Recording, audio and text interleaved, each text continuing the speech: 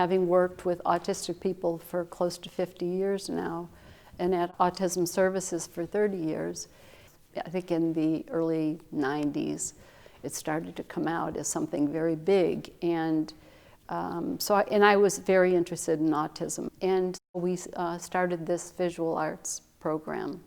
The one thing that I did not want to happen was for anyone to be pushed in or mandated to go into the art sessions. If they didn't want to do art, they didn't have to. They could sit there and listen to music. They could stay as long as they wanted to. They could leave whenever they wanted to, or they can engage in any of the materials that were out. Many of them chose to do work that really spoke to their interests. So you started to see through the arts, you could identify who the artist was by the piece of art that was created because of the repetition in it. And that was kind of a cool thing. Their work started to draw in more people from the community.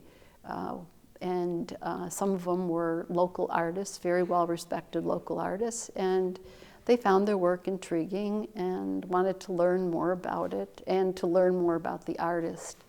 They were intrigued by the art and what it was about, what was the meaning behind it. And again, most of them, from what we could see, the meaning was speaking to their interests. They wanted people to know what their interests were, even if it was about a lot of text on canvas. One of our guys talks quite a bit on canvas about late 70s, early 80s TV shows that he really liked, and certain characters in it and certain phrases that were said. But when you put all that stuff on a piece of canvas, it really is, people look at it in a different way. Or someone may create a complete TV schedule from 1976, and again, with the real shows that were on in 1976. So people find that interesting, and how do they, of course, their memories are pretty amazing. One thing I had never thought about was the fact that, oftentimes parents raising their autistic child have a very difficult time, especially in the community. And so parents are, they feel sensitive about it, they feel embarrassed about it, they get angry about it. But one of the things I learned through the art exhibits was that it ended up being a bonus for our families to, come to the exhibits. Oftentimes the artist does not come.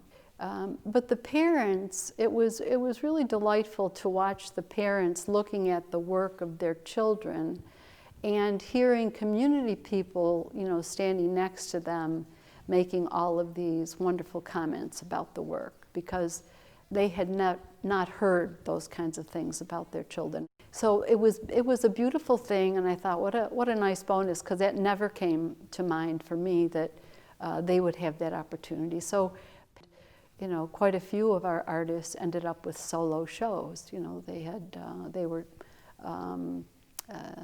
picked in different shows, and then given. One of them was given a solo at SEPA Gallery because he won Best of Show in one of their exhibits. And this is a person. We got him we were able to get him to the gallery to help curate, but there was a lot to do to get him there. He doesn't speak, he cannot hear, but he's a very bright man and an exceptional artist. And not one that took to art right away, but he ended up being one of our pretty amazing artists. But anyway, he won Best in Show. His reward was to have a solo show.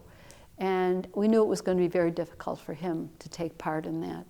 So it took a while for him to get familiar with the place. His teaching artist took him to the gallery and gradually got him to the point at which he was assisting with curating the show. And in the end, it was an amazing show. And in the end, he did come for the show, which was pretty impressive. He stayed there for quite a while. He took photographs with people.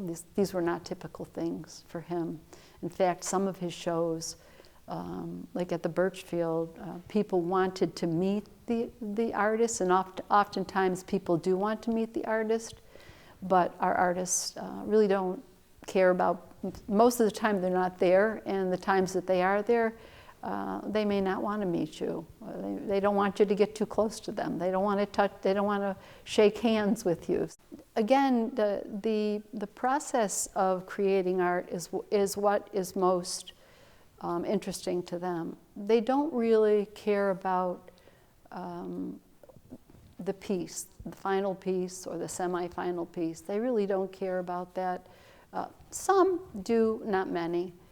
So they do what they want to do. They say what they want to say on canvas or whatever else they use, and they sort of walk away from it, never asking, you know, is this going to show in a gallery? Is somebody going to like it? Is somebody going to buy it so that I can get some money?